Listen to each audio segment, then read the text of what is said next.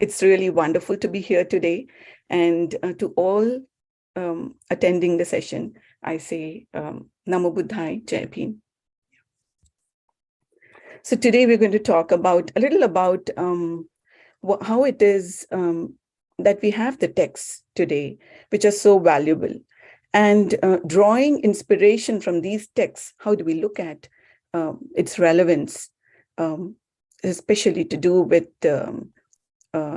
what kind of roadmap we have ahead of us.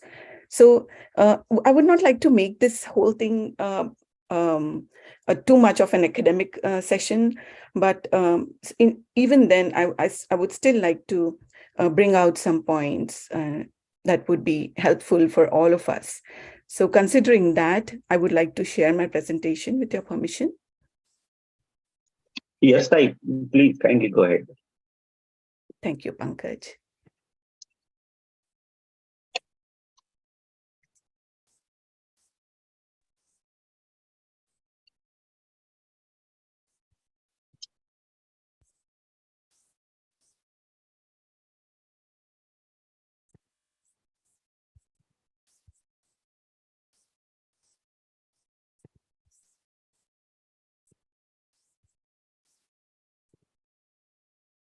Can all of you see the presentation?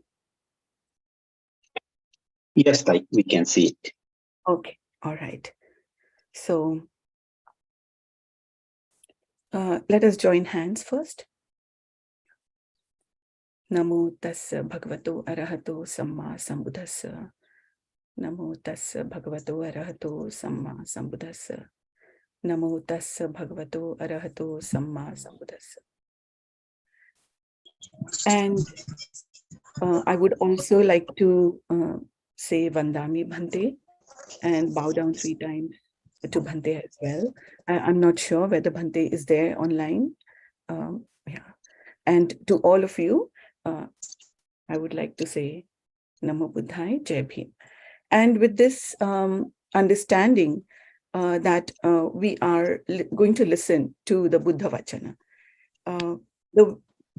I would like to just add in one point over here that the Dhamma Desna Bhante has given us is so wonderful to give us that that foundation, that understanding that what are we going to listen to, how useful it is. So with this Yoniso Manasikara, the right attention, let us please go ahead. So here now, like the title of today's presentation is relevant to the International Women's Day. And so considering that, we had kept this title as Liberated Women. But what I understood while doing the presentation and finding and getting together the content, I found out that today we are all, most of us, I mean, all of us for that matter, are upasakas, upasikas. And from that perspective, I thought that it would be a wonderful idea if we have the noble women, that's the Arya women, also included in this presentation, because during the time of the Buddha, there were so many Arya upasikas in Savatthi and in other places as well. And then what is the difference between liberated and noble ones? So the liberated ones are the arahats, and the noble ones, that is the Aryas, they also include the upasak and upasikas as the lay disciples who have attained the Sotapanna stage or the other 4 stages, other 3 stages as well. That's Sagadagami Phala, Anagami Phala, Arhata Phala. So these are the 4 stages. And these 4 stages represent an Arya Puggala. There are also intermediate stages. So once a person is a Sotapanna Phala, he is automatically a Sagadagami Magga, the next stage, so that he's going to attain. Or it can be anything in between as well. So that's why I just put in the fruition stages over here, and also included the upasakas and upasikas, because later I thought that would be the prime focus of this presentation. Now, the references that we're going to use primarily from the Pali Tipitaka. That's the Therigatha, Dhammapada, Dattakatha, Digha Nikaya, Majjhim Nikaya, all the Nikayas, Mahavansa, and so on and so forth. But primarily, it's going to be the Pali Tipitaka. We would be using translations as well, which would be mentioned in the bibliography, whatever, at the end of the presentation. Now, what are the contents that we're going to talk about today? So the women at the time of the Buddha, their condition and status. This is going to be a little bit that we're going to talk about this point. And then we go ahead. Why did they take refuge in the Buddha Dhamma Sangha? Why do we take the precepts? So that is the second point. And what is the meaning of taking refuge in the Noble Triple Gems? What does it mean to do that? And then the 5 stages of a householder progressing in the Dhamma and the 4 Noble Truths. So those 5 stages we'll be discussing. Why do we need to know the importance as on today of all of these things? A little bit, we would close on that. So let's begin. Women at the time of the Buddha and their condition. Women were usually, the different kind of setup that the society had at that time was, we can see over here, that all kinds of women, whether they were queens from the royal family or even oppressed maids, all of them came into the fold of the Buddha Dhamma, came under refuge to the Buddha, the Dhamma, and the Sangha. Now, this is something again, a very, very powerful thing today, as well as even then, because even today we see the same situation. And in Buddhism, the unique thing that it enfolds, it embraces everyone. That is the unique thing. So at that time also, the names that I've mentioned here are mostly from the theories, the renunciate nuns who attained arhathood. So here we can see women confined to 4 walls like Queen Samavati. Then there was freedom to move in society like Visakha from a rich family. Then there were maids and slaves like Khujutara, Punnika. And then queens like Hema, wife of King Bimbisara, princess like Sumedha, obedient daughter like Uttara, revolting daughter like Padachara, rich Nagarvadhu like Ambapali, then Ganikas or courtesans like Vimala and Sirima. Many householder ladies leaving the family and joining the Bhikkhu Sangha like Uttara, then Teen Sumatta Theri, the Therigata mentions those.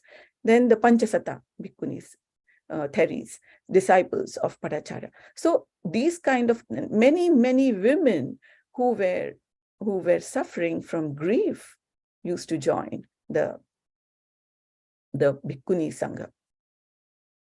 Again, women were looked upon with different perspectives, out of which primarily they were looked upon as objects of desire for their beauty, like Subhatheri and Upalvarnatheri. So to begin with, what was the Buddha's idea about women?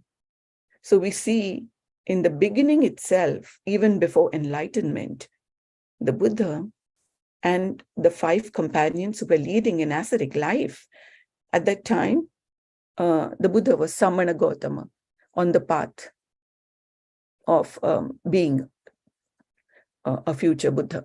So the Buddha emphasized in the Parinibbana Sutta how important the dana, the kheer offering of Lady Sujata was to attaining the Bodhi enlightenment, or to become the Buddha in finding the middle path to both of these things, how important it was. And we all know that it was primarily because of Lady Sujata's offering kheer and Saman Gautama accepting the kheer and consuming the food that the 5 ascetics companions, they left the Buddha. So that was the kind of concept, that was the kind of idea in the Samana area, so that amongst the Samanas. So we see here that there was no such kind of knowledge that the Samanas had, which they could address when confronted with a female. So that is the concept, earlier concept. All the schools that were there, that existed at that time, even Samana Gautama, when approached Alar Kalama, the earlier teachers, and Udaka Ramputta, this solution of confronting the females was absent at that time. In fact, with Udaka Ramputta, it was like, oh, let us not go into the village because we are not able to address this aspect of facing the females. So that was the idea. Now, what happens when the Buddha attains enlightenment? So the Buddha knew that there are some defilements still within the samanas, which do not help them, support them in addressing this problem. And therefore, the Buddha knew that there is still way ahead. There is still something that needs to be done to attain freedom from the kilesas. There are still some kilesas remaining. That is how the Buddha, the Samana Gautama, set out and tried to fulfill that aspect. That's the ultimate bodhi, that enlightenment that the Buddha attained at Bodh Gaya. So this is the major difference. The Buddha said, I want to be there to the village to seek alms. And then I still do not want to get affected by this kind of the gender influence. So here we have, after the Buddha attained enlightenment, he had so much compassion for women. And we see that there were ladies who were so much attached to their families, especially the children, so much attachment to the children. Now, we see that Kisa Gautami, she was like, we know the story of Kisa Gautami, that her child, a baby boy, passes away, and how she rushes to the Buddha to give him back his life. So again, we know the story of the mustard seeds. Then we know about Lady Visakha.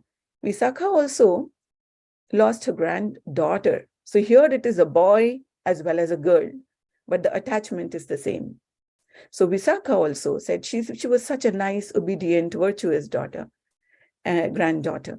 And then she also, like with wet clothes, she approached the Buddha and she was grieving for her. So again, the Buddha said, what if the whole of the Savatthi are your children? And how would you like that? And she said, yes, that would be nice. But then every day she would want to grieve about someone or the other, maybe one or two people passing away every day. So this is what, again, we see that when people are grieving, it's so difficult to accept wisdom. And that is the reason the Buddha said to Kisa Gautami to go and seek out the mustard seeds, just to give her time to calm down. And also, in the process, develop her wisdom. Now, again, we know about Sivali Mata, Queen Suppavasa. She carried her baby, that's the Sivali there, for 7 years, 7 months. And when asked if she wanted to become a mother, and she still said yes. So that was the kind of attachment that women had. Or I think even today, when women bear children, they have a lot of attachment to their children. So this is something which comes naturally to them. Okay.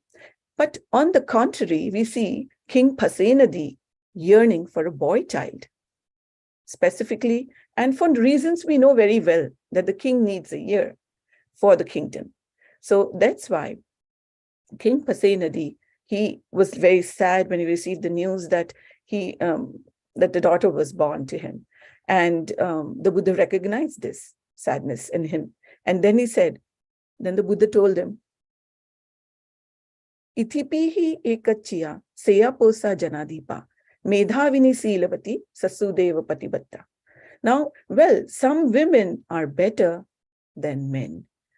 A ruler of people, wise and virtuous, a devoted wife who honors her mother-in-law. So here it can be the relatives as well. Somewhere it is translated as relatives. And when she has a son, he becomes a hero, O Lord of the land. The son of such a blessed lady may even rule the realm. So this is something that the Buddha had in mind about the girl child. But again, we can find the point here that women, after all, were looked after as one who would bear a child. He can also bear a Chakravati king. She can also bear a Chakravati king, or even the Buddha, the Pachek Buddha, the Arhants. So these are some things that were looked at, and even by the Buddha, considering the situation, the society, these were the ideas that the Buddha has shared with King Pasenadi at that time and admonished him. Again, the Buddha, in the Anguttara Nikaya, we find that the Buddha has given some training guidelines for girls, how to conduct in when they get married, and how to be there, how to live there amongst the in-laws. So these are certain things like we will rise up early by and be the last to retire, and then be willing to work, and then talk sweetly and train. And one unique thing that the Buddha said over here to the girls or to the young ladies, that they should be skilled in the husband's business. This is something that was very unique. That the girl, the young lady, the young wife should know about the husband's business in and out, in the sense, who are the servants, messengers, and what kind of work they do, each of them, and who are sick, what are their strengths and weaknesses, and how each one should be properly given the due share of food and grains. So this is a unique thing, which I think even today is we do not find in everywhere. I mean, it is very specific to certain families who have businesses, maybe, and even that there also it may not be so. So this was something that the Buddha trained the girls, the training guidelines for the girls were. And further, we see the Arya Upasikas, the time of the Buddha, and their condition and status. So the attainment of Magga and Phala by the Upasikas. How was it? Staying within the walls of their house, they could attain, they could practice and attain the Magga and Phala.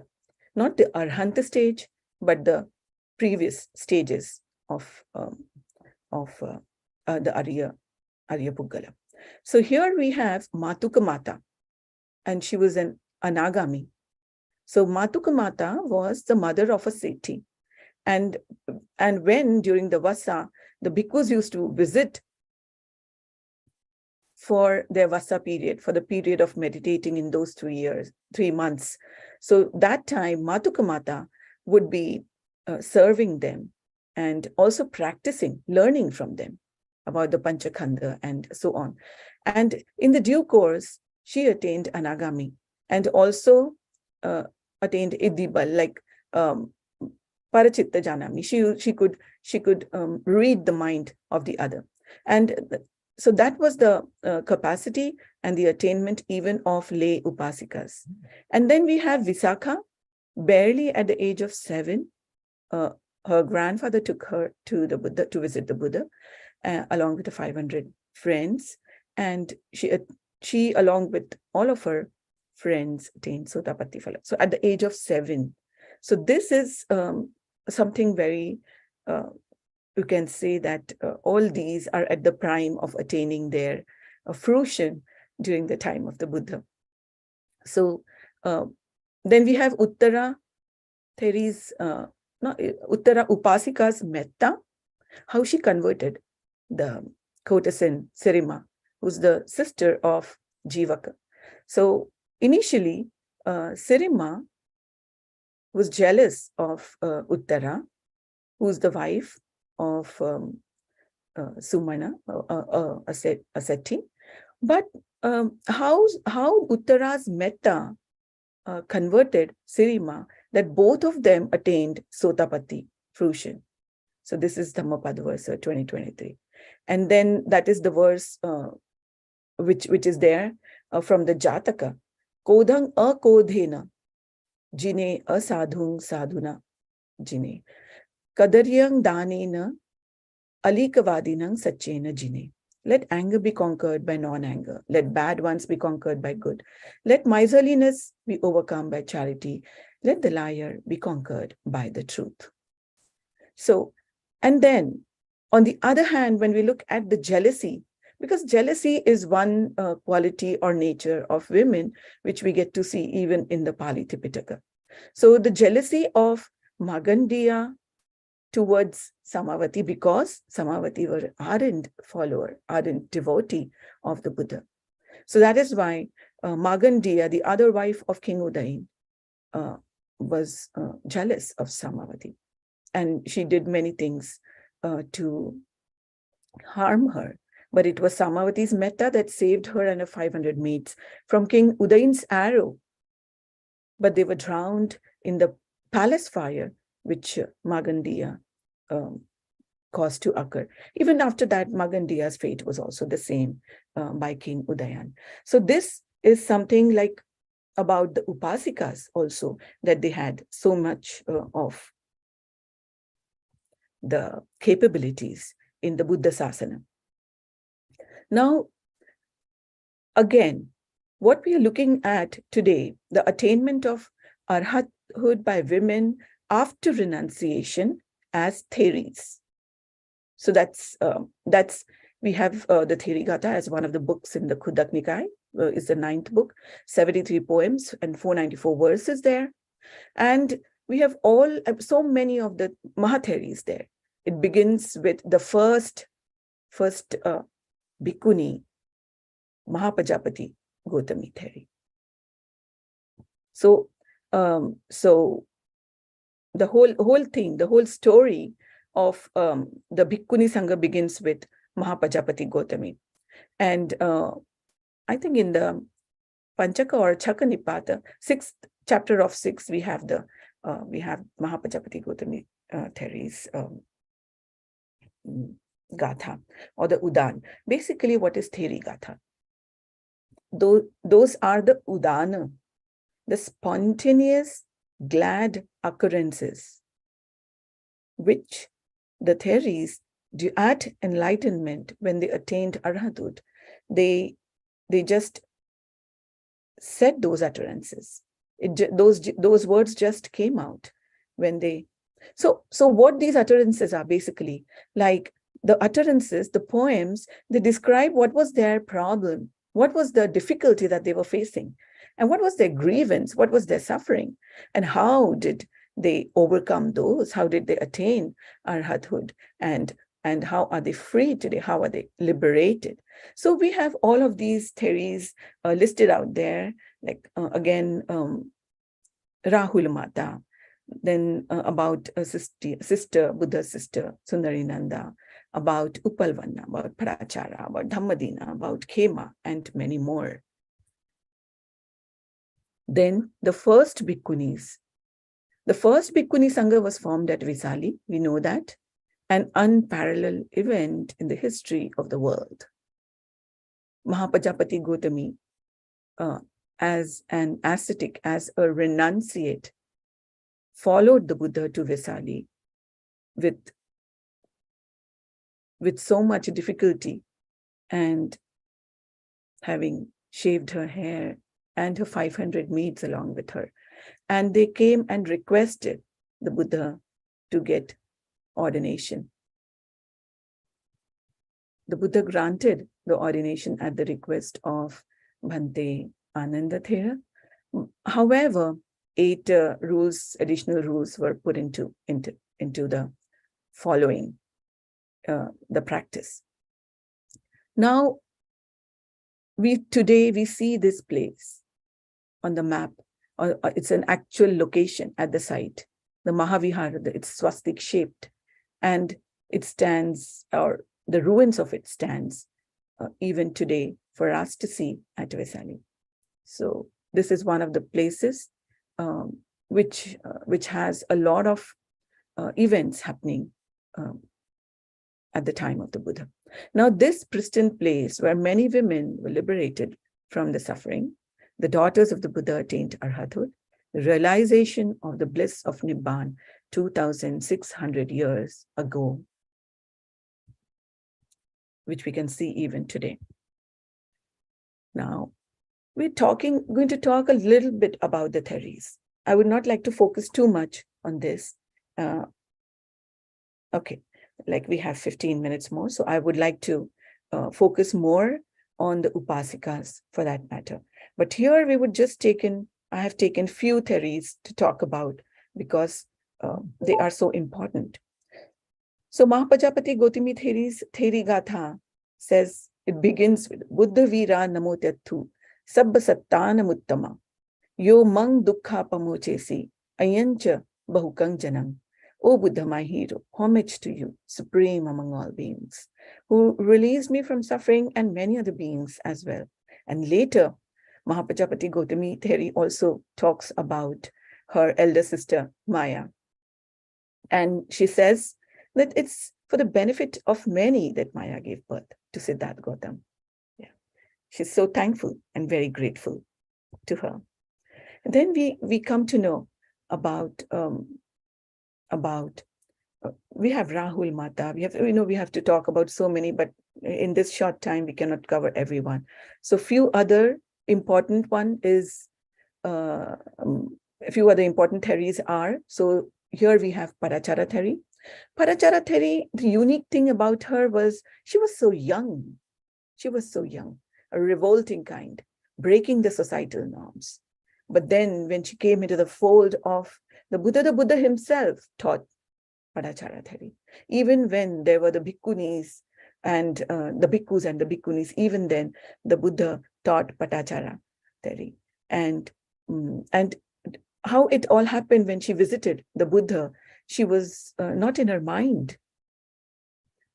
But the Buddha says, it strictly says to her to come into sati, to get into the mindfulness. And when she does that, she starts wailing out her grief that she's lost all of her relatives, where she was seeking refuge. Her wife, her husband, her 2 children, her mother, father, brother, everyone. So the Buddha says, Sattha tasya vachanang sutva patachare ma chintai tava tanang saranang avasayo bhavitum samathaseva santigang agatasi. So what the Buddha says to Patachara theory, do not worry, Patachara, you have come to the only one who is capable, samatha, to provide refuge, who is the only one who can provide refuge. And Patachara theory, she becomes a Sotapanna and requests Bhagwan Buddha for ordination. Then when in her Theri Gatha, she says, she sees the water flowing at different lengths while washing her feet. And then she realizes how the length of the flowing water represented the age of the people in this samsara. And then at the end of it, she comes to her room, to her chamber, and she puts out the wick from the oil, and the flame is extinguished. So the wick here represents the craving, tanha, and the oil, the avidya, or the ignorance. The flame is the dukkha, which gets extinguished. So a teacher of other theories, like even in the Therigatha, there are so many other Therigathas representing gratefulness to Parachara theory, like the Tismatta theory, the Panchasatta theory, 30, 500 theories. A lot of them, because of the grief of losing their son, husbands, near dear ones, they used to come to Patachara seeking out for her.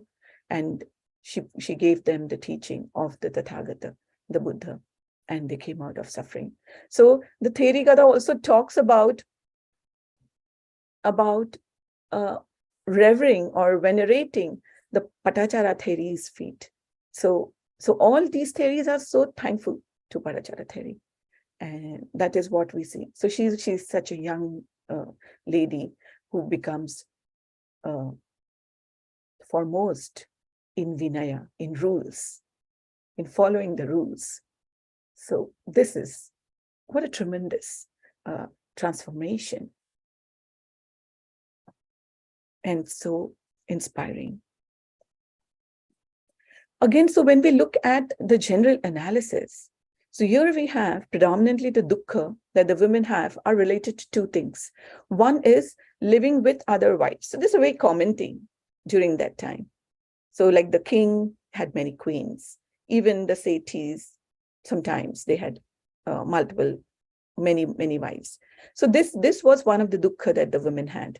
And the second one was giving birth to children. It's a painful thing for them. So these are the two primary things which, so getting separated from children. And those were also because of giving birth to the child, they had so much affection or fascination for their children. And that was also one of the things for grief. Therefore, most of the udana that were uttered, or the theories, gathas that were uttered, when they were free from lust, kamachanda, looking at the khandayatana dhatu, that's khanda, the panchakhanda. And so that is the method given there. Like in Kisa Gautami theory, the Four Noble Truths are mentioned. So the specific aspect of the Dhamma, the doctrine mentioned out there, related to their grief or their suffering. And then also the udanas were occurred when coming out of the grief of separation from dear ones and children, the family for that matter, because this was all the world that the women had at that time. Now, we know that men and women cannot be isolated in society. In fact, the bhikkhu and bhikkhuni sangha used to intermingle on a daily basis in the society. Now, it was not just, we know the fourfold sangha, that bhikkhu, bhikkhuni, upasak, upasikas. And the Buddha was always surrounded by these fourfold people, most of the time surrounded whenever in public. So here, the bhikkhu and bhikkhuni, even in their quarters, they used to intermingle because of the teachings, because going to the upasakas and upasikas for alms, the upasikas inviting them for lunch, for dana, and learning, teaching, problem solving, and all other Dhamma activities they used to intermingle. So this is also a kind of how beautiful the society of the bhikkhu bhikkhuni was for the benefit of the people. And amongst the lustful ones, the arhants abided free of lust. Amongst the hateful ones, free of hatred. Amongst the deluded ones, free of delusion. So beautiful. This was actually, this we can say is the enlightenment, where nothing remains, no defilements remain, and therefore not affected by the worldly sansara. And here we also have Bhadda Kundal Kesa theory. Again, so wonderful that we have these places out there which we can seek even today. We can visit them even today. So this place, what you see in the picture, is the Gijja Kulta Pabbata. So Bhadda Kundal Kesa basically was a nun. She had only one chivara that she was wearing. It wasn't a chivara, it was the nun white garment that she was wearing. Now, from a Jain setup, she had during those times, the nuns, they had the freedom to challenge anyone in public to let their knowledge or to get answers to the questions of life.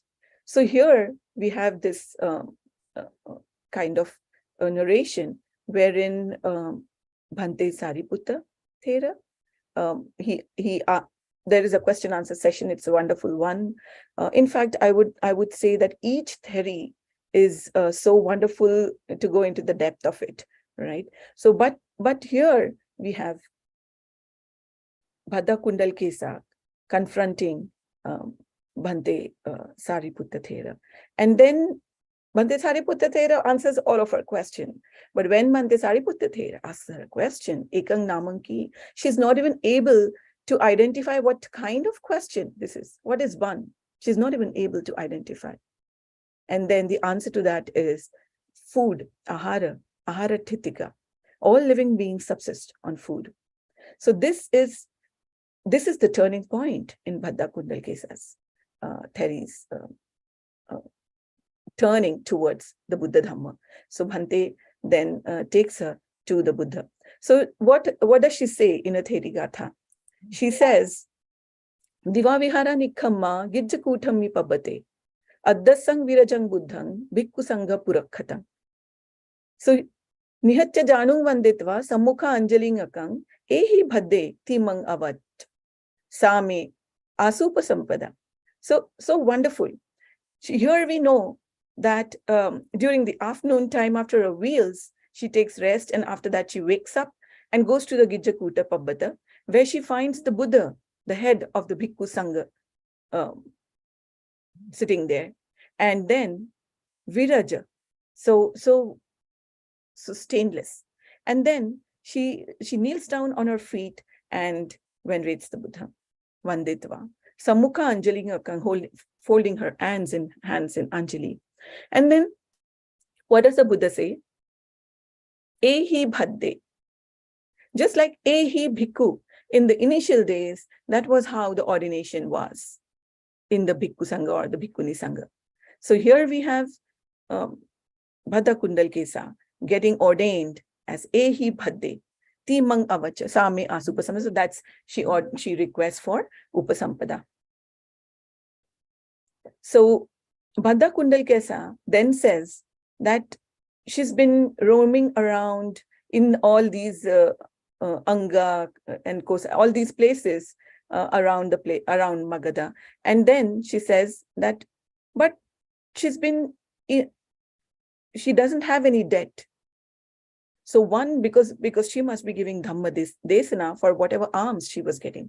So she says that the person who has donated a chivara to her would be getting lots and lots of merits. She says that in the last sentences of her Gatha.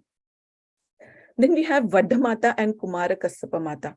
So these are the you can say the family women who leave their family and they come into the fold of the Buddha Dhamma Sangha and go to refuge as renunciates, both of them. But see the contrast over here.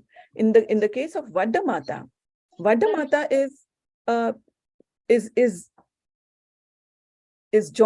she has joined the Sangha, leaving her son to her relatives. And then when the son is of age, he joins the Sangha. So here, at that time, Vaddhamata doesn't have any defilements, which is mentioned in her Gatha. Because Gatha, again, is a narration of what she says to her son and her son's reply. And then her son says, yes, he agrees. He agrees to what she's saying. And she strictly urges the son to diligently do the duties of the bhikkhu, meditate to gain the liberation like the enlightened ones. So pursuing with determination, Bhikkhu Vaddha attains arhathood. He retires to his chamber and determines to not to get up unless he attains arhathood. So this is how a mother influencing her son into taking no more birth. And here, in the second case, we have Kumar Kassapa's mother. Again, she is a bhikkhuni. So she ordained herself. And we know the story of Kumar Kassapa's mother, that she was, after coming into the Bhikkhuni Sangha, she got to conceive. Not to conceive, but she was pregnant. But later it was revealed that this child that she was bearing was before she came into the fold. So here Kumar Kassapa again was taken care of by someone else, and then for a period of 12 years he goes into the Aranya and meditates, and he returns as an arhat. So the mother over here, after becoming a bhikkhuni, she becomes a mother, right? She gives birth. So that's why she has so much affinity for her son. And when she sees him, in fact, milk starts flowing. And then Kumar Kassapa admonishes, he's an arhat bhikkhu, and he admonishes his mother with harsh words. And she says, oh, was I waiting for this for 12 years to listen to this? And then she gets determined, abandons her motherly attachment, and retires to attain arhathood in few days. So this is the kind of stories we get to see. And then we have Punnikathera transforming the Brahmin, Udaka Suddhika. Punnikatheri, again, Punnikatheri basically, she's kind of a very oppressed, a maid servant. And she lives in very harsh, subordinate living conditions as a domestic help in a merchant's house. And then the lady of the house doesn't treat her properly. So she's very much afraid of that lady. So the liberation story of Punnikatheri, she's harassed by her mistress and afraid of her, has to work through hardships. So one day she listens to the Buddha and attains Sotapanna. Her wisdom transformed. So what happens, very early in the morning, she's going to the river to get water, to fetch water. And there she finds a Brahmin, Udaka Suddhika. Udaka is water, Suddhika is purification. So doing the ritual of purification by water. So in that cold water, he's taking a dip and torturing himself. So this Theri, she narrates the liberation method of the Buddha to him. But what are her questions? She's so wise. And she says, what are you afraid of that you come so early to torture your body in the cold? Because she's afraid of her mistress. She asks him, what are you afraid of that you're torturing yourself? So he says, don't you know that this is purification by water? And then she says, then other questions that she has, if you get rid of your sins by a dip, then what about the water animals like fish, all those? They would be free of their sins, right? So this puts him into thinking. And then, if it is so, then even the good karma you do must be getting washed away. So makes sense, right? It does make sense to him. So here is a Brahmin listening to a maidservant. And then so he's so happy that he offers her a cloth in return for her, as a gratitude for making him realize the situation, for making him understand. But she does not accept. And then she tells him to visit the Buddha.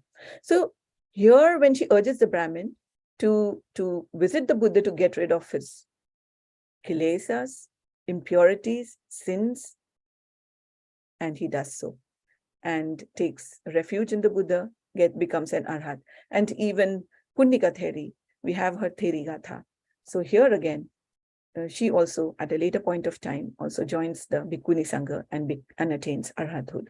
So Punnikatheri again here in fact is a narration between the Brahmin, Udaka Suddhika, and Punnikatheri. Again, we have mother and daughter, both one after the other. We have Abhaya Matu Theri, Abhaya Theri. So these are two, one after the other, these gathas. So the mother is telling the daughter, this body is impure and foul-smelling. And the daughter agrees with the mother. And they both strive and attain arhathood. Daughter says, yes, this body is fragile indeed, so susceptible and so vulnerable to aging. So now we come to the upasikas. So Visakha is one outstanding upasika and foremost in Dana, almost like equal to Upasak Anathapindika. So here, she's a great patron of the Buddha. We get to know from the Dhammapada Attakatha, so wonderful to learn how to be a good upasika. At the age of 7, we already know that she attained Sotapanna.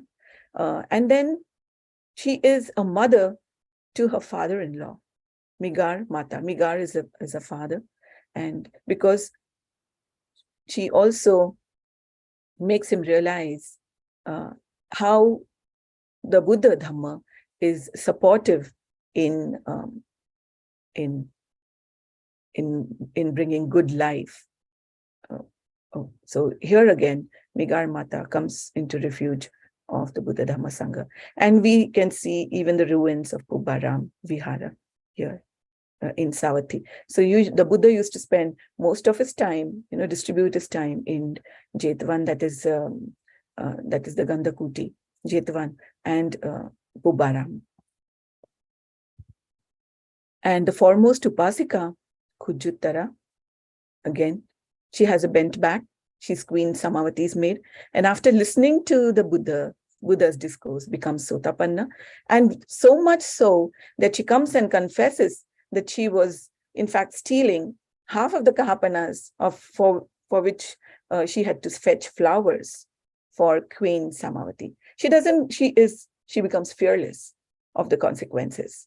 And even Queen Samavati, on the other hand, is so considerate of this positive aspect of Khujuttara and in awe of the Buddha's teaching. To know more about that, she requests her to give the discourse. And like the Buddha, she takes a bath, puts on new clothes, and sits on a high seat and gives the discourse to Queen and her 500 mates. And they also become Sotapanna. So this is so wonderful again. Listening to the teaching, implementing it immediately, and then when you tell it to someone else, also attains the same stage. And this we can see also in the case of Sariputta Thera and Mahamoglan Thera. Sariputta Thera listens to when Bhante Assaji and goes and tells the same thing. Ye hetu pabhava, ye dhamma hetu pabhava. So that gatha. And then even Mahamoglan Thera attains Sotapanna. So this is again a unique aspect of Dhamma that we get to see. Yeah. So listening to the Dhamma, who knows a little more than us, is so beneficial. Why did all of these go for refuge in the Buddha Dhamma Sangha? If I can extend for another 10 minutes, I would like to wrap up in another 10 minutes. So if that is okay. Yes, right. Please continue. Thank you, Pankaj. So the next thing that we get to think in our minds, why did they go for refuge in the Buddha Dhamma and Sangha? We become what we worship, says Bhante, Dr. Punnaji Mahathera. We become what we worship. And the Buddha is the highest ideal, highest value. The guna of the Buddha, the 9 virtues, the 9 characteristics, qualities of the Buddha. That is the importance of Buddhanusati. So the gratefulness that it's one way of showing gratefulness for the Buddha, because the Buddha has given us the way out of suffering. But on the other hand, we also start accepting or imbibing all of these qualities, little by little, drop by drop. And with time, it takes time, but we know for sure that is how the mind works. Manupubangama Dhamma. The Dhamma, the practice of the teaching taken to heart. Because Dhamma, when taught, has to be taken to heart. It has to come into the chitta.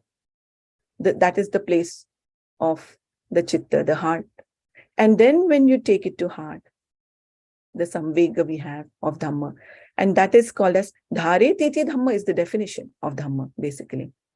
Dharana, upholding the Dhamma. Where does it uphold? Does not let us go into the lower realms. That is where it upholds. It keeps us at that position of Manusa and the upper realms. That is upholding the Dhamma. But the intention of the Dhamma, the goal of the Dhamma, is not the 31 planes. It is Lokuttara, not Lokiya, but Lokuttara. Lokuttara is the Nibbana, is the city of Nibbana.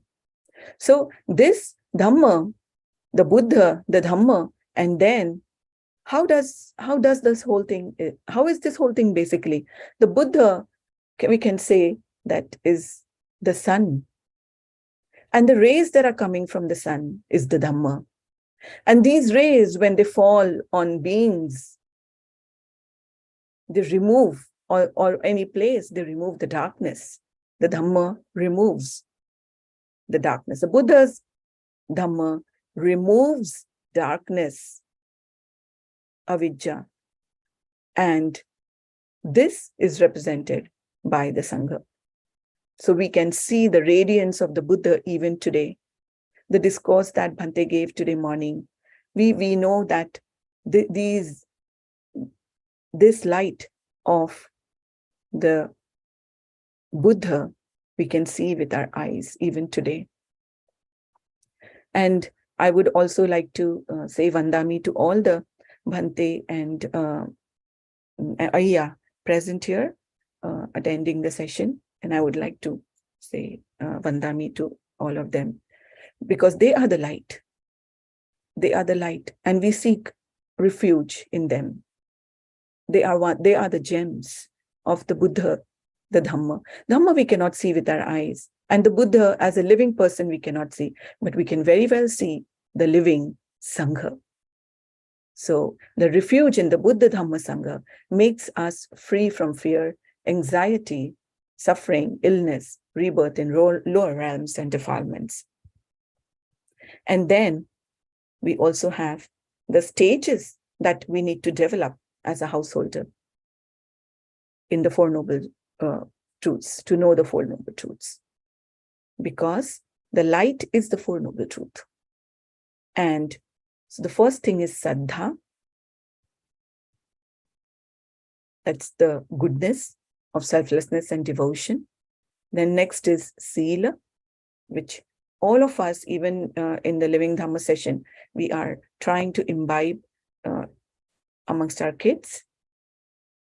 And then Sutta, learning the Dhamma, listening, reading. And then Chag, giving up likes and dislikes. And then Panya, that's the path to wisdom. So these are the 5 stages of cultivation of mind. And knowledge and morality in the Buddha Dhamma go together like heat and light in a flame, says Bhante Dhammapal. So relevance, later relevance, comes about the Arahata Bhikkhuni Sangha. We already know about Dhamma Asok, Emperor Asok in the 3rd century, and that he set out missionaries, Arhat missionaries, to 9 different places all around Jambudvipa. So the Arhata Sangamita Theri, his daughter, was called upon to ordain the women of the royal family, Queen Anula Devi, in Sri Lanka. So Mahavansa describes in much detail the wisdom and courage of the Theri to protect the Mahabodhi tree from the Nagas. So she takes the form of a Garuda, Suparna. The offspring of now this Mahabodhi tree is the original offspring from Bodh Gaya, the original tree offspring from Bodh Gaya, and it stands even today. So she was barely 32 years of age when she took the Mahabodhi tree to Sri Lanka. So the Arhat Bhikkhunis, the powerful concept of metta. So in the Karaniya Metta Sutta, the Buddha gives the metaphor of a mother, how a metta should be. Mata yathaniyang puttang ayusa eka puttam manurakhe. Evam pisabba bhutesu manasang bhavaya pariman. Likewise should be the metta for all humanity. And then this is such a Lokiya concept here of metta, the Brahma Vihara. It's a Lokiya concept. And therefore, the woman and the frail physical body by nature is made in such a way that it endows this additional responsibility to carry another Namrup within her body. And after attaining Arhatu, the Theri, they asked, am I a male or a female? And then, after becoming an Arhat, the denominations of male and female gender are no more. And then the Arhat Bhikkhuni is free from defilements and suffering. Each of the life of the Theris is a book in itself. So we hear the Theris speak to us directly through the poems. Their powerful message stirs our heart to walk on a path of righteous cultivation of our mind, that civilization. And the today's relevance is that dukkha is no different then and now. It's just the same. Because Baba Sahib, like today Bhante said, Pandita Nancha Sevana. Asevana cha balanang, Pandita Nancha Sevana. So Baba Sahib, Pandita Nancha Sevana. So he is the one, the Pandit, who we are blessed with. He invoked in us the seed and the need of cultivation of mind as the aim, and women as a measure of human progress. So more responsibility on women, because they create the future, encouraging us through his super intellectual capacity and sheer generosity. That's Pati Rupa Desavasu, drafting the constitution, of independent India, setting the foundation of progressive India. His promulgation of the Hindu Code Bill and then resigning on moral grounds after a righteous struggle for 3 years. So now, how can we be Balo in this case and not following? Because we know that it is for our benefit. So how can we reject the Hindu Code Bill? Because it is for the benefit of all, right? So how can we be Balo? How can we be staying away from progress? And then we have the Sutta Maipaya, which Baba Sahib gave us the ground, his book, The Buddha and his Dhamma, and the Pali Dictionary as the roadmap for us descendants.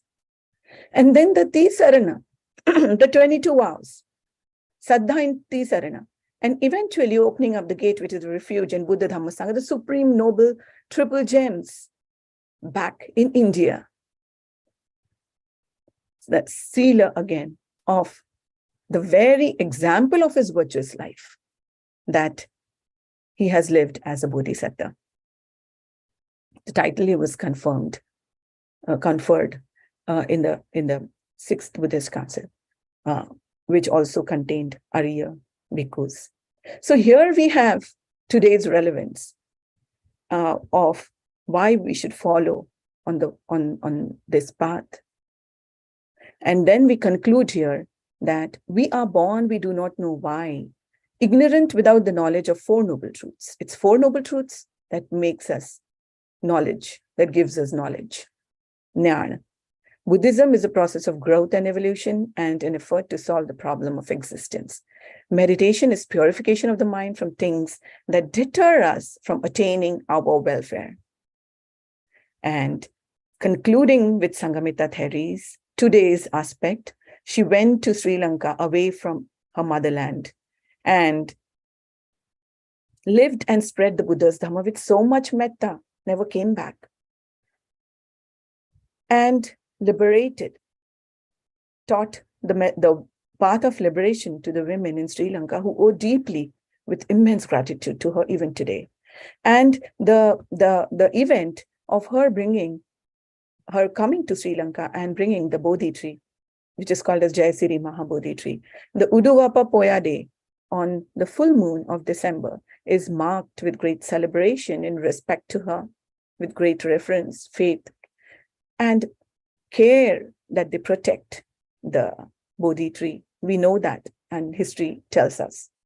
This day is proposed to be celebrated as International Women's Day.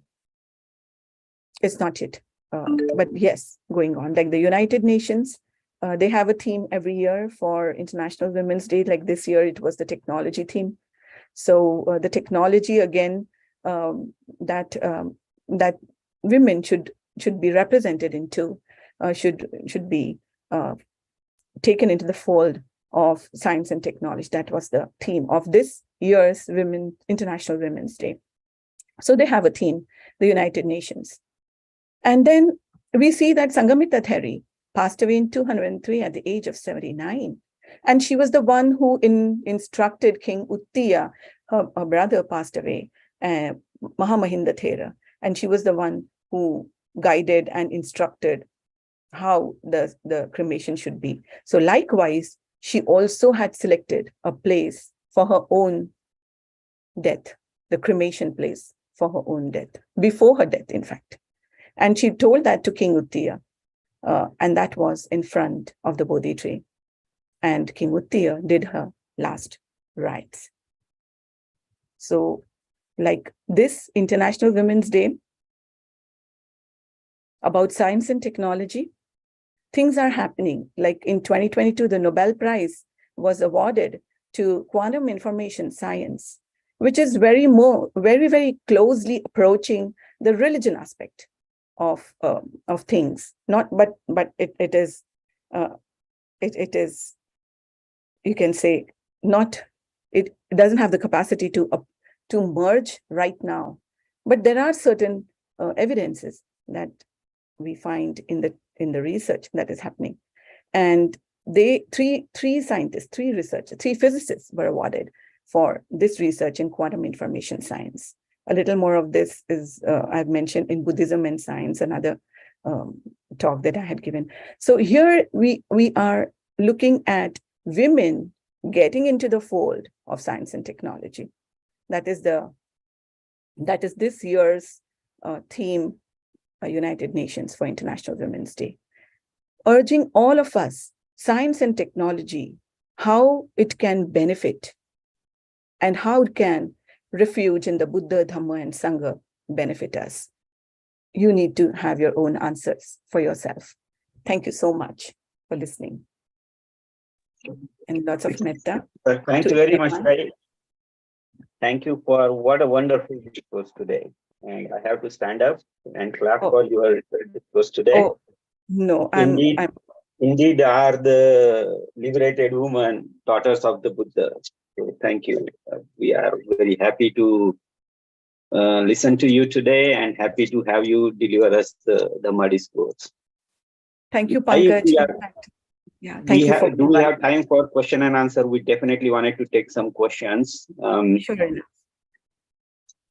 So we will open up the forum for question and answer. Mahesh, please go ahead and unmute yourself with your question. You raise the hand.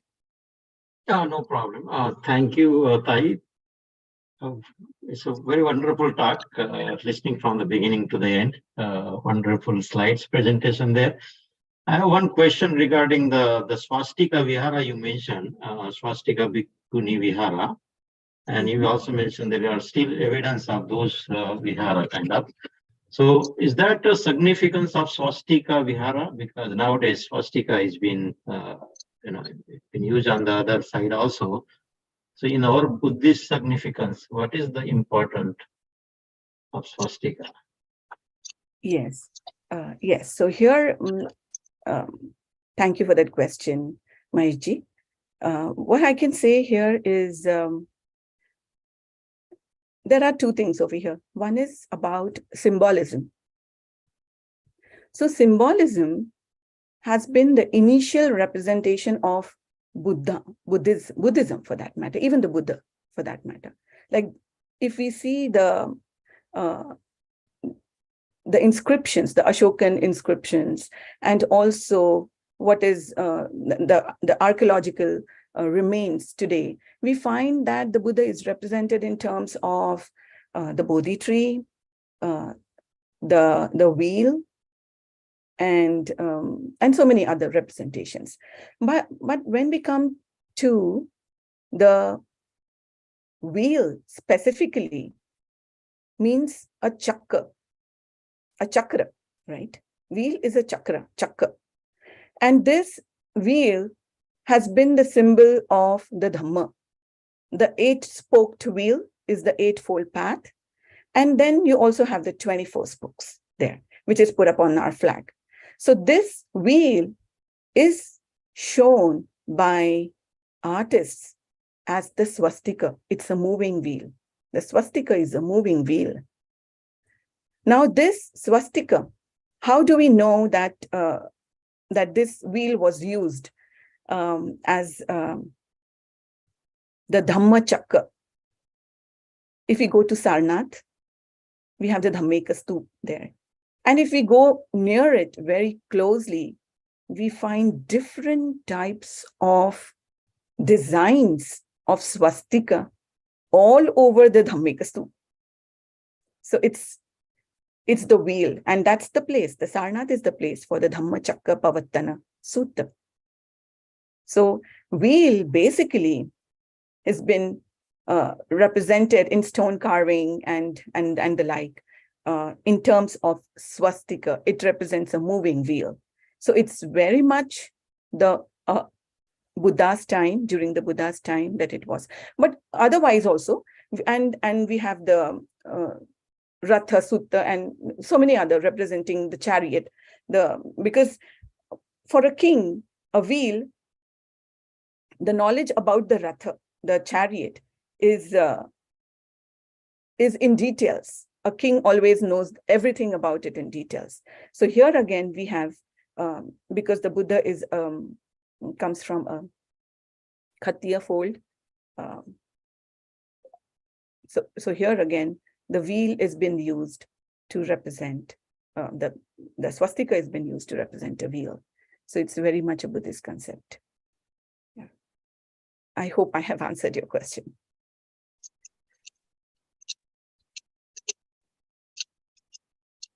Yeah, thank you, Tai.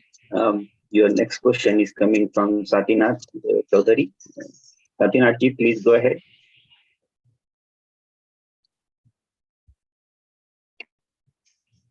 Yeah. Just trying to, okay, yeah, you can, I guess, hear me. So I haven't been able to, okay, you can see me also. Okay. Yes, I Excuse me, sorry. My question is with regard to like arhat and arhathood, and also something, I'll try to make it brief. Is celibacy essential for somebody to be a Buddhist monk? And I guess in Christianity, the Protestants separated from Catholics. I'm not very sure, but possibly this celibacy was one of the reasons they separated. So is there any kind of Buddhist Buddhism where celibacy is not required? And how does one figure out whether one has become an arhat?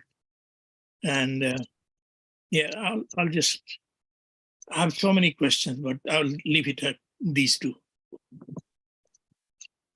Okay, thank you for your question, Satinath ji. And here, like you said, the two questions about celibacy and how does one know if one is an arhat, right? So here we have the first question I would like to take up. Celibacy basically is the requirement of a physical contact between a husband and a wife is basically for reproduction. That is the main purpose, right? So when one comes into the fold of the Buddha Dhamma Sangha, it is important that one has to come out of, or one has to follow certain rules, right? Because the Thervad, if you look at the Pali Tipitaka, the Thervad is, that is Sthavirvad.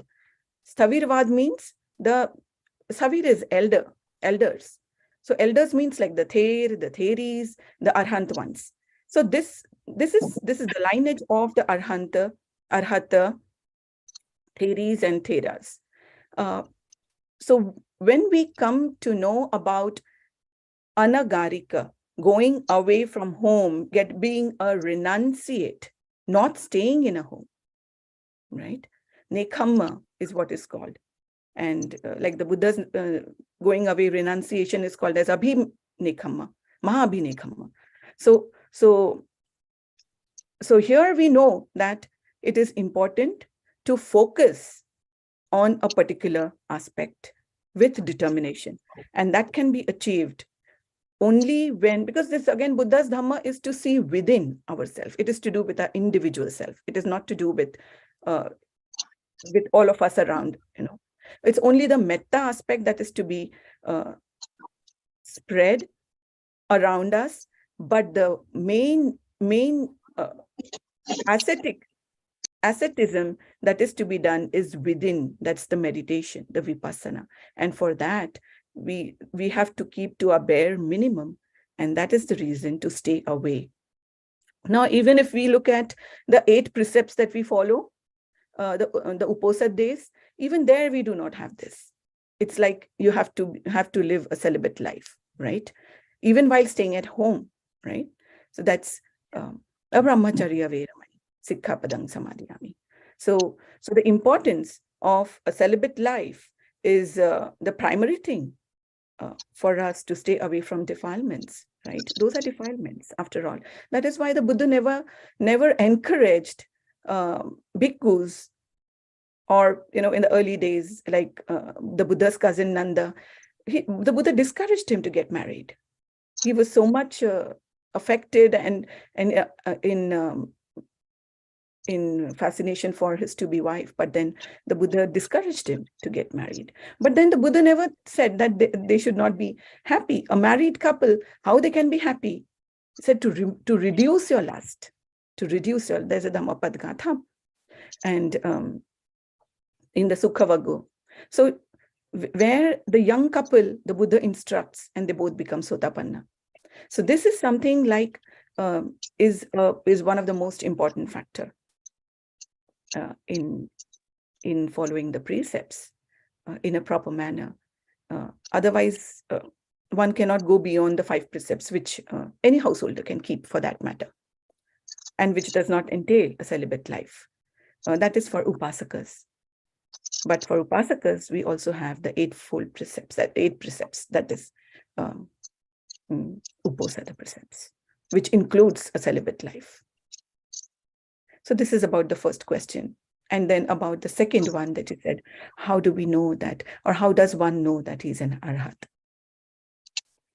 One may or may not know that he's an arhat. A bhikkhu or a bhikkhuni who's practiced may or may not know. A 7-year child doesn't know he's an arhat. And even his teacher, who's a very senior bhikkhu, doesn't know he's an arhat.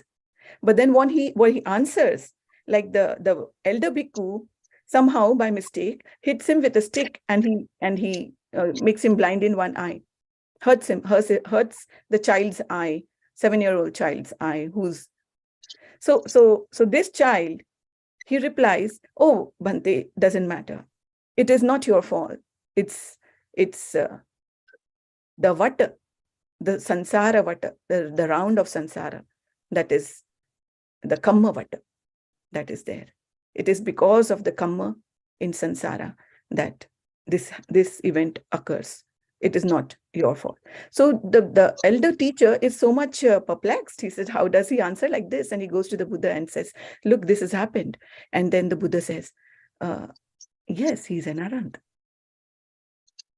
And even when a person is an arhat, yes, the Buddha may know anyone who's an arhat, another person may know that, probably. But a person who is below the level of an arhat, below the stage of an arhat, may not know. So the Buddha has given in the Vimansaka Sutta, by himself, the Buddha has given this to us. Vimansaka is investigation. How will you know that a Buddha is a Buddha, a Tathagat is a Tathagata? To the layman, just see his conduct. The way he conducts himself. Does his way of moving, charya, does it represent anywhere that he has an attachment, or she has an attachment, or she has an ego? Does it represent anywhere? Check for yourself. So the steps are given out there. So this is the greatness of the Buddha. And all these qualities of the Buddha make us bow before him just by a heart. So have I answered your questions? I don't know. I'm not sure. But you see, because, well, let me ask you another one. When was it, was Buddhist teaching put on in writing? When was it? And how do we know that whatever his teachings were are really the ones coming from Buddha? And besides, Buddha was a human being, right? Like Ambedkar was a human being. Maybe 100 years later, he might become somebody, Tathagat. And we know, I don't know, some people may believe that he was faultless. But personally, I have read some things and I don't agree with, the way he considered the scheduled tribes. He had to be convinced that they are, they should be given certain rights. There he was wrong. So similarly, I accept Buddha as a human being who had a lot of, good thinking, but I cannot accept him to be a god or something. Like Buddha was not a theist. He was in a way atheist. So I look at Buddha as a enlightened human being, not above any faults. So similarly, his thinking about celibacy, I do not accept to be essential for somebody to think in the right direction. Thank you. Satyanathji, I would like to say one thing here, just one thing, that if there are people around you and you do not know about them much, okay, but then they have an opinion about you, they have their own opinions about you, do you think when you get to hear them that they are right? Are those people right when they opine or give opinion or judge about you? Are they right? Yeah, some may be right, some may be wrong. Yes, that's the answer to your question. We all have perceptions, right? It is only when we read the Tipitaka for ourselves, what does it impact us? How do we know? And then what is our inner instinct that is telling us after reading it? Maybe not just one time, because we know we are ignorant people. We so much defilements, that's why we've taken birth. And therefore, if we read maybe 5 times, 6 times the Tipitaka, maybe we may not understand even after that. And then one lifetime is so short to read through so many texts. But yes, no need to go through so many texts. Even a small bit of it. Have we really read it? And then what are our perspectives, our perceptions after reading it? Is our own perception, is that the ultimate truth? Is the truth of those people who judge you maybe for what you're not, is it true? Is it the ultimate truth? So I can say this much as of now. Thank you. Thank you, Sai. And his one question was, when was the Tipitaka written form? So that happened at the 4th Buddhist Council. Yes. I'm sorry, I missed wanted to add that that part yes. of it. So the 4th, the council, question. basically, the council, we see the first council, which was orally done, just by word of mouth, happened immediately 3 months after the Buddha's passing away, after the Mahaparinirvan. And it's written down, carried to us all through these ages on a regular basis.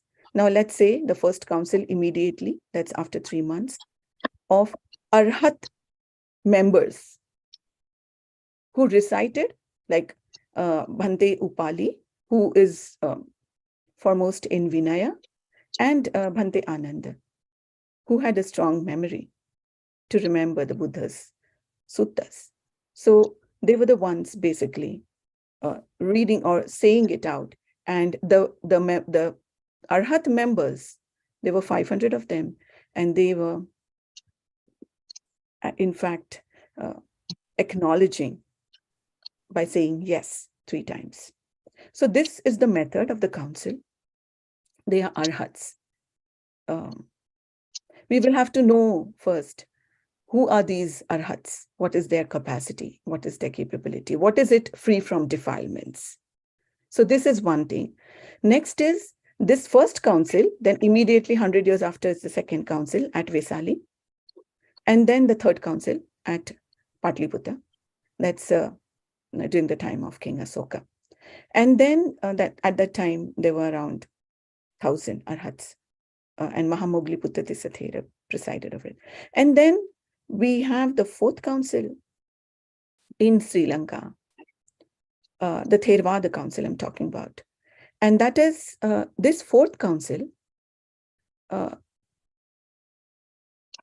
Tipitaka was written down. It was written down in Sri Lanka. That's, I think, the 1st century BCE. During the 1st century BCE, this took place. And because it was written down because the bhikkhus and bhikkhunis feared that it should not go away. So technology, if we talk about, this is the technology, the writing technology at that time. It was written down on ola leaves. So ola leaves, there is a method, even today we find that in Sri Lanka. So there is a method, basically, to prepare the barks of ola leaves, and then just with a pointed instrument, you need to carve over those leaves and then treat it.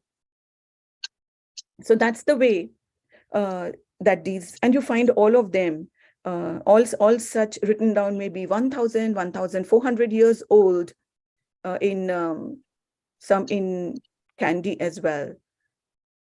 We can see them. Even in museums, you can see them.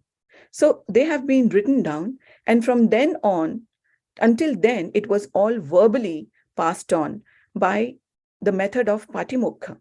That's every 15, that means 2 times in a month, the rules and the sutta need to be recited in the vihara by the bhikkhus and bhikkhunis. So that's how they had maintained the verbal.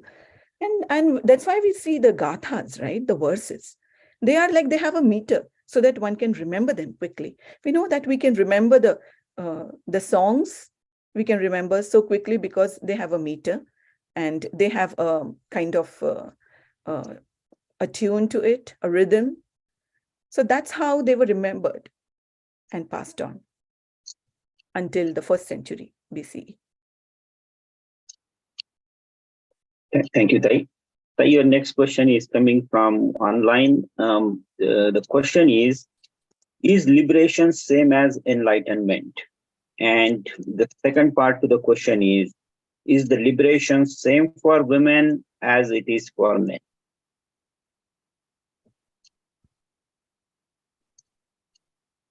So liberation and enlightenment, the difference, like I said, is basically in translations or prima facie, it seems the same. But we can go into the depth of it, because even after the 8-fold noble path, there are 2 more things. The ultimate one is Samma Vimutti, Samma Jnana and Samma Vimutti. Samma Vimutti, that is also one of them. But for an Arhat,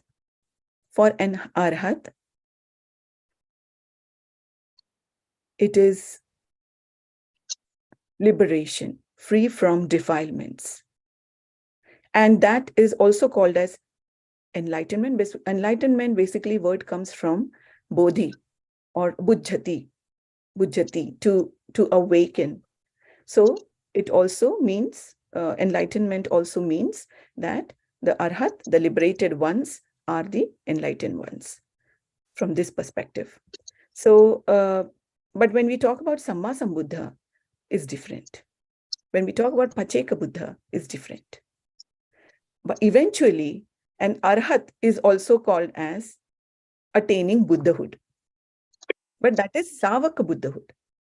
He's a Savak, he's the disciple. He's attained enlightenment through the teachings of the Samma Sambuddha.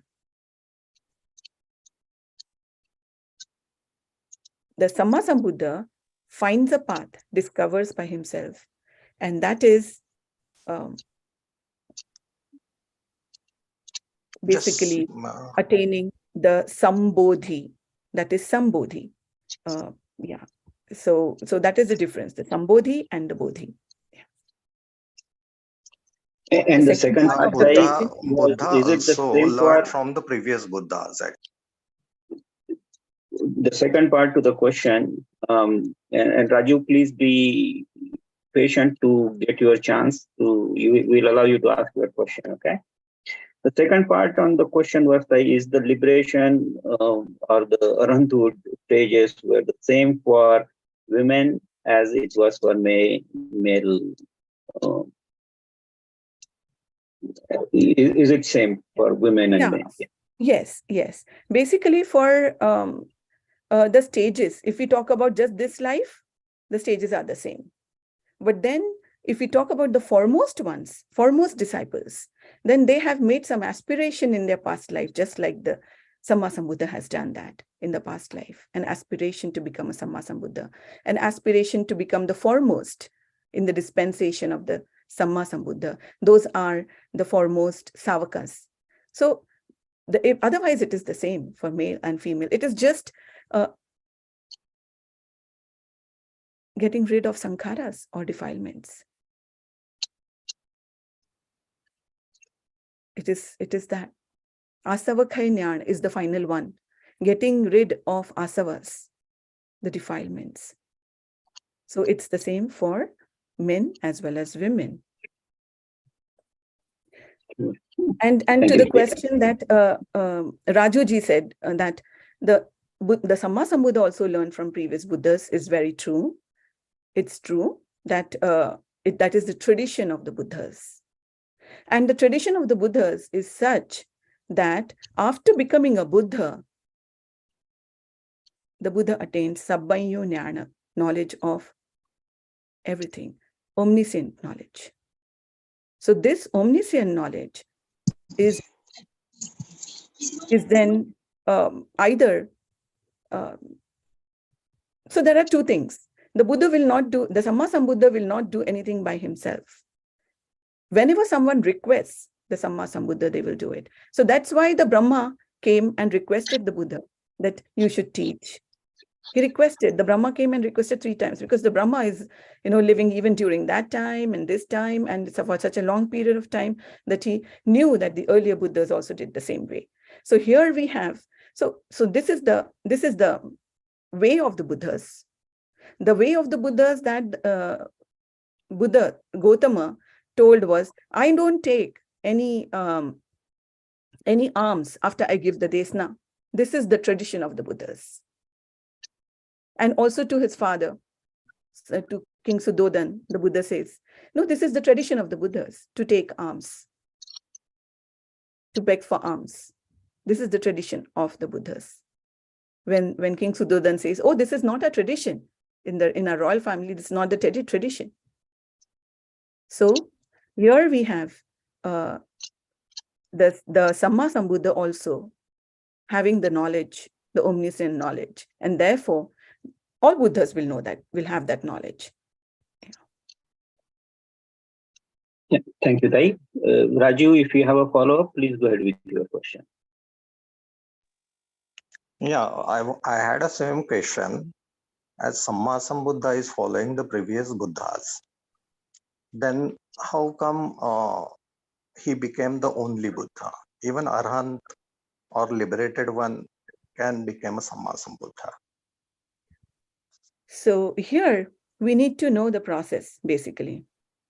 When a Samma Sambuddha or anyone aspiring to become a Samma Sambuddha, that is, you can say the Mahabodhisattva is what he's called as. Bodhisattva, but a Mahabodhisattva. So how does a Mahabodhisattva take an aspiration to become a Samma Sambuddha? Finding the Four Noble Truths, finding the path of the Four Noble Truths by taking more number of births to experience all kinds of life, to know all. He takes those many additional births to know the rounds of samsara, how they function, what is the law of the nature, and finds the path to the Eightfold Noble Path, that's the Four Noble Truths, by himself. He does not take the ready knowledge of the Samma Sambuddha, the previous Samma Sambuddha. He doesn't adopt the ready knowledge of Vipassana or the insight, the path of insight from the pre-existing Samma Sambuddha, but he makes an aspiration to the Samma Sambuddha that I want to be like you. I want to be a Samma Sambuddha in the sense I want to find the path for myself, and also because he is able to teach that path to all the beings and remove suffering from the beings by teaching, by his own teaching. So that is the metta. So therefore, we find in the later development that there are two qualities of a Mahabodhisattva. What are those two qualities that he abides by through all of his lives until he becomes a Samma Sambuddha? One is that he has Mahakaruna for the beings, for the suffering of beings. That is the driving force, that the suffering of beings he wants to remove. And second is the Upay Kausalya, the method, the skillfulness. Here, skillfulness doesn't mean, kind of treachery or something or manipulation. It doesn't mean that. It is getting trained, acquiring the skills, like we acquire skills for office work or for any kind of work. So that kind. So Upay Kausalya and Mahakaruna, these are the two qualities which drive the Mahabodhisattva to become a Samma Sambuddha. So here it is his own path, and therefore he finds it for himself. Even the Pacceka Buddha finds for himself. But then the Pacceka Buddha is not able to teach to others. But the Samma Sambuddha is able to teach and liberate so many suffering beings along, because those are the beings which he has come across in samsara when he was striving to attain the skillfulness, to attain the bodhi in the final birth. So those are the paramis, and there are additional paramis that he fulfills. So those are the 10 paramis by the foremost savakas of the Buddha. Then there are 10 more by the Pacceka Buddha, and there are 10 more that those paramis, those are Paramatha paramis that the Mahabodhisattva fulfills to become a Samma Sambuddha. And 4 asankhya, 4 infinites, and 1,100,000 eons. Those many, the Samma Sambuddha had to fulfill. Those many births, the Samma Sambuddha had to go through suffering to understand the suffering of all beings. And then the Samma Sambuddha in the last birth found out the way to become, or the Mahabodhisattva found out a way to become the Samma Sambuddha. So that is the path he treads all by himself. Thank you, Tai. Tai, your next question is, are there examples of lay disciples who have become arhants, especially women? And the second part to this is, are the lay people allowed to be arhants, or can they be arhants at the same time as they are lay people? It is attaining any stage is possible, But then continuing with the final stage of Arahata for an Upasaka is not possible, because of either the Upasaka who has attained Arhathood within a specific time, within that time frame itself, has to take up the robes, the chivara, and become a renunciate, a bhikkhu or a bhikkhuni. So in the case of Upasaka, we have this example of Bahiya Daruchariya, who comes to the Buddha and says that he doesn't have time. There's not much time left for him to live. And therefore he requests the Buddha, begs for the Buddha to give him the teaching when the Buddha is on alms round. And right there, the Buddha gives him the teaching. Dittha dittha mataya ditthesi. So here, he just goes alongside the road in the same clothes, and he practices and becomes an arhat. But the moment he becomes an arhat, he gets a vipak of his previous karma, of some birth. And he gets killed. So somehow or the other, if a person is in lay attire, that is he has not come under the refuge or as a bhikkhu or a bhikkhuni, then an arhat will have to give away, his life. So upasakas becoming arhat. Also, there are other like, there is one more in the Dhamma Padgatha, where the royal person, the minister, he becomes arhat, but he doesn't want to continue with the bhikkhu, with becoming a bhikkhu. So he takes leave from the Buddha. He goes into so the Buddha says that you rise up in the air and tell about your attainment, and he says so. So there are cases where upasakas, laypersons, can become arhat. Amongst women, I think I have not come across,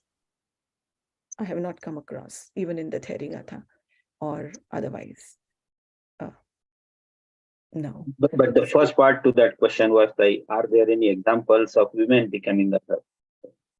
So like women, lay people, like I said, I have not come across. But they can become arhats in general. All Yes. Therigatha are kind of full of it, right? Yeah. Yes, like Matukam Mata, she attained Anagami stage. She didn't attain Arhat stage. She was a lay woman. So, but if anyone becomes an Arhat, usually it also happens at the time of unbinding, at the time of, yeah.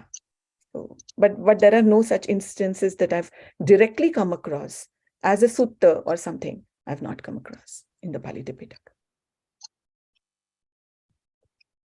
Okay, Tai, thank you very much. Your next question is coming from Mahendra. Mahendra, please try to limit yourself to one question and be precise on your question. Go ahead. Mahendra Survase. JB, excellent session. Thank you so much. It was done so nicely. Quick question that, okay, in my understanding, I look at Buddhism as a very scientific and rational ideology, Dhamma, religion, you name it. And obviously it's a human nature. That's how I see myself, that okay, anything that we love and like, we end up kind of glorifying it. So my question is that, okay, we are talking about the rebirth, which is difficult to kind of comprehend and understand. Is it really a Buddhist concept, or has that been one of the addition by the love and compassion towards Buddhism and Buddha? I'm sorry, I did not get your second part of the question. Could you please repeat? The same thing. It's like is truly rebirth Buddhist concept, or is it just a loving glorification of the religion? Okay, you got it. Yeah, thank you for your question, Mahendraji. So here we are talking about rebirth of what? So rebirth of what? And this answer is in the Buddha and Dhamma by Baba Sahib. Rebirth of what? So is it the rebirth of a person, the same identical person after death getting born again? Or is it the rebirth of the mental aspect of the person? What is it? So Buddhism, or the Buddha's Dhamma, talks about karma and vipaka, that is action and its result, which is very, very scientific. We know that, cause and effect, right? And this cause and effect, what comes when, is predefined in the sense, okay, this will get ripen at this stage, and so on and so forth. But when we talk about a human being in Buddhism, Abhidhamma or other texts also tell us about nama and rupa. So are we talking about the rebirth of the material aspect as we are right now? Or are we talking about the nama aspect? The nama aspect basically consisting of chitta, chetasika. So here, Buddhism talks about the nama aspect, the chitta taking birth. What kind of chitta? What kind of mentality do we hold? The three types of mentalities that we know generally is about greed, hatred, and delusion. That's lobha, dosa, moha. So this kind of mentality that we have, if we have a greedy mentality, greediness towards something, obviously the tendency of our mind to go towards that is more. So kamma gati and chitta gati are the two things that we get. So the Buddha always talks about sugati, gati. Gati, we know that gati means movement in a direction, right? So this gati, whether the gati is in a downward direction or in the upward direction, we know that heaviness is going to give us weight in the downward direction, and lightness is going to give us weight in the upward direction. So these are the lobha, dosa, moha, they are the hetus, they are the causes. And this hetu is basically, it can be lobha, dosa, moha as the heavy hetu, and the light hetu, you can say, are the alobha, adosa, amoha. That's to do with non-greediness, or generosity for that matter, or it has to do with non-hatred or metta, loving kindness, or the third one can be like it's to do with non-delusion, or you can also say that avihimsa, karuna for that matter. So these are the lighted aspects that make us rise above, go to a lighter realm, take birth in a lighter realm, and the heavy ones, lead us to the lower realms. So this is mentioned, the karma and the result of what we do, the action and the result, is all about the Buddha Dhamma. And even taking birth, the mind taking birth is there. So it is actually the extinguishment of the lobha, dosa, moha, and also the alobha, adosa, amoha. That is the liberation of the mind, eventually. So it is not something that's a blind faith towards, affection towards the Buddha, Dhamma, Sangha or something. It is more of the saddha. That is what we see. The Buddha said, "Ehi passiko," come and see for yourself. It's only when we come and see what we see, what is the insight meditation, what is the Buddha's Dhamma, how does the karma and vipak theory work right here and now. So unless and until we have our experience, I think it is very difficult to understand at the intellectual level, just at the intellectual level. So initially may be fine, but we need to move ahead with that. Yeah. Thank you very much. So to you, Kai, sadhu, sadhu, sadhu. With this, we have kind of overshoot ourselves by around 45 minutes now. than our regular target of 2 hours for this session today. So it was a great session. Nonetheless, we are very happy to receive the talk from you, Tai, and we are grateful that you delivered it in such a beautiful way. Thank you very much. I just wanted to remind everyone here that that is the Ambedkar Association of North America, conducts it online Buddha Vihara every Sunday at 10 a.m. Eastern Time. And it's the same link that you joined this call, that remains the same link for you to join every week. So please do join us next week as well. And until we meet again, I just wanted to thank our story reader today, Samit Survase. And I wanted to thank Bhante Siri Sivli for his Dhamma discourse and Dhamma Dana today. And I wanted to thank our guest speaker, Vaishali Gaidhani today, for her time and excellently delivered speech. Until we meet all of you again. Can we get her email ID, please? Email ID. We will share everything over this one, and she is there in the group as well. Okay, thank you. Dada, Pankaj Dada, just a request. Could I make an announcement if possible? Yes, Kranti, please go. So just wanted to let everyone know that we are having special programs to honor March Women's Month, and we will not have kids session for next 2 weeks. So thank you so much. Thank you, Vaishali Tai. Many thanks.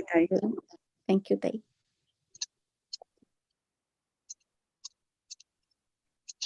Namo Buddhaya, Jai Bhim.